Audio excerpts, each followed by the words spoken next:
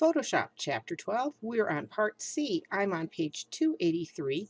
We're working with applying advanced color correction. Back in Bridge again, these of course are the mission files that we've just finished. Remember, you're turning in those JPEG images that you created, and you're going back out of the mission folder, and we're going to be working with the images for the model. We're going to start our color corrections in here in Camera Raw. We're going to set the white balance and then adjust the overall tone of the image, and then we will be able to open it up again in Photoshop. In Bridge, you need to open the Start NEF file, go to File, Open in Camera Raw. It's going to give us our Camera Raw dialog box, and select your white balance tool and click a white spot on her dress. That's going to adjust the temperature. We don't really need to do a lot with the tint. We've already warmed this up a lot. We are going to move down. Well, we can actually take out a little more green if you need to, but it seems like it's pretty good. We are going to increase the exposure a little bit to 0.3. Brightens up the whole image. Increase your contrast. So that's going to take your darks darker, your lights lighter, and you're going to take that up to 15. You can see how the histogram moved. Bring your clarity up to 8. And then with your Shift key again, Shift and open object. Now we're going to get this open as that smart object this time. You're going to name this file. Make it a Photoshop file, name it model with your initials, and save. And say OK. You're going to add an adjustment layer for levels. That's the one that looks like a spiky thing. You're going to get that adjustment layer in the Layers panel. The control and the histogram come up in Properties.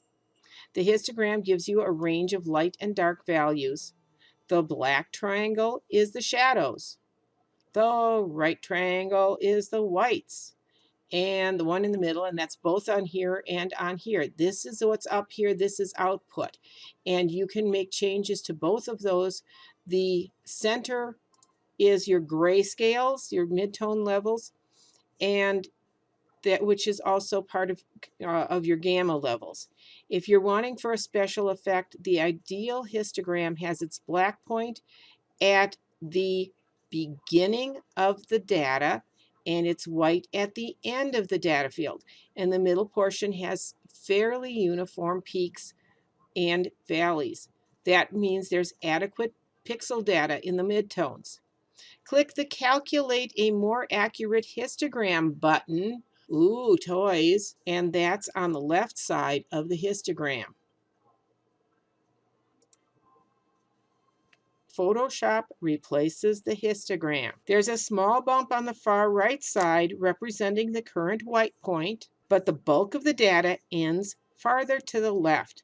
You want to set a white point that matches the end of the data.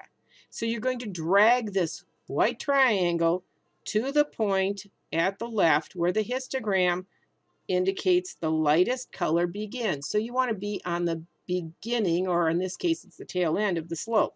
As you drag, the third input levels, which is beneath the histogram graph, changes, and the image changes as well. Did you see how that changed? Pull the middle triangle a little bit to the right. That's going to slightly darken the midpoint, and you can watch the values change. We want to pull that to about 90. The levels help significantly. Our bride now looks a little like she's sunburned. She has a little too much red. So we're going to adjust the saturation in Camera Raw to even out her skin tone. Double click the 12B Start thumbnail. That is going to allow us back into Camera Raw, and this time we're going to go for the HSL grayscale button. hue, saturation, and luminance. And we're going to click the saturation tab, and we're going to reduce the reds by 2 points. Come on, there. Reduce the orange. That's helped a lot. There is a lot of orange in there. Take the orange down 10 steps. Take the magenta. Go down to the magenta and pull that down by 3 steps. Click OK, and you're going to go back to Photoshop. There's your smart object working. We've adjusted the tones so she doesn't look so red. Now we're going to give her face some focus. We're going to use the healing brush and the spot healing brush to heal her blemishes and smooth her skin out and pull out some of the red veins from her eyes. And we can even hide the stud in her nose. In the layers panel, you need to be on the start layer, not on the adjustment layer. You're going to duplicate the layer. That allows us to work with a copy. We're going to name that corrections.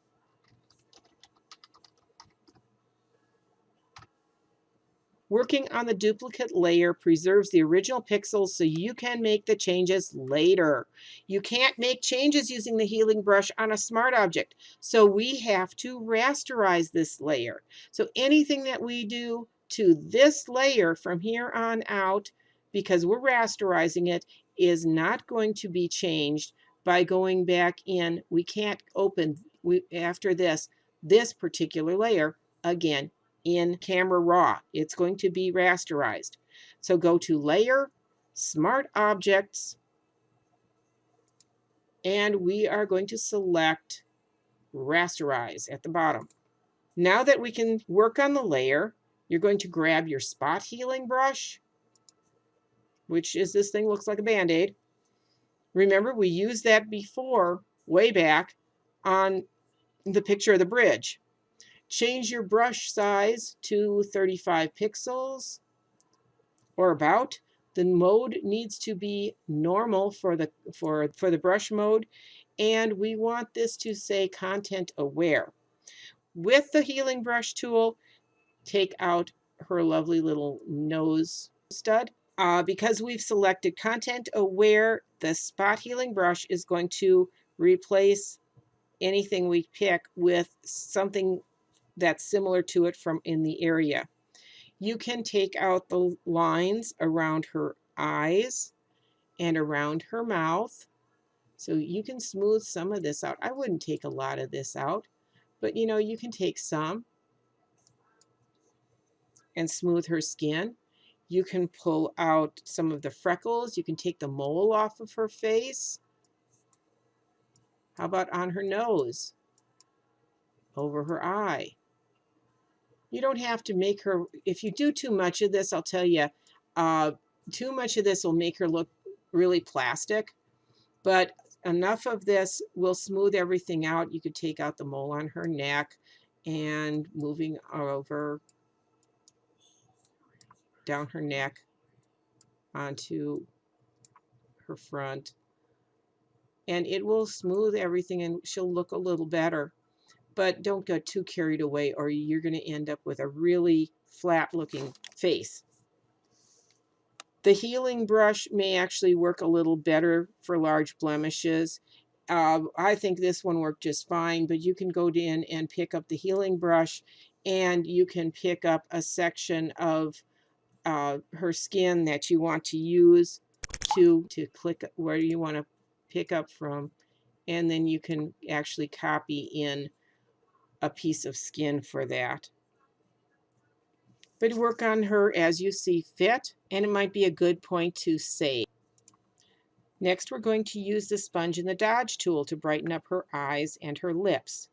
If you pick up the sponge tool, which is going to be this one down here, it's going to be under the dodge. It's dodge, burn, and sponge, and whichever one you use last is going to be up.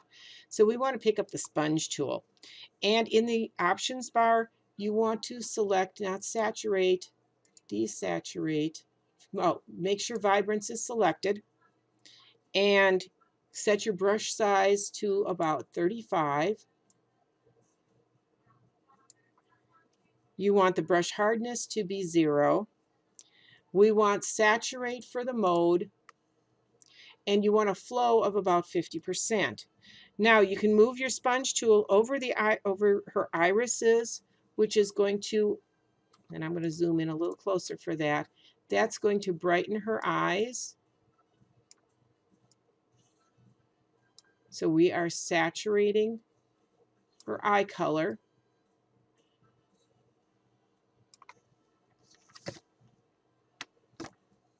Change the brush size up to 70 and the flow down to 10.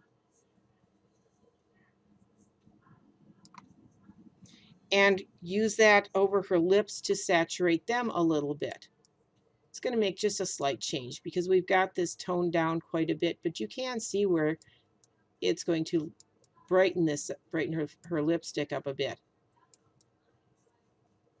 The more times you go over it, of course, the more you're going to saturate. If you do too much, it's going to look really bright. You can use the sponge tool also to desaturate, and you're going to take out some of the red in the corner of her eye. Change the brush size back down to 45 and the flow up again to 50. And then you're going to desaturate rather than saturate. Oh, sorry, desaturate. Brush over the corner of her eye to take that red out. And that's all it takes is a single little once over there, and you pretty much got the whole thing. Now pick up the dodge tool that's underneath the sponge, and in the options bar, take the brush up to 60 pixels. Well, I guess I'm at 60 pixels. And the exposure to 10%, so down a little bit more. Change to highlights for the range, and brush the dodge tool over her eyes to brighten them.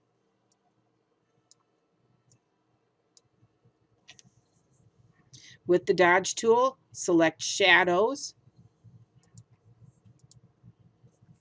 and lighten the shadow area above her eyes. It's going to dodge those out a little bit. And the areas around the irises to bring out the color.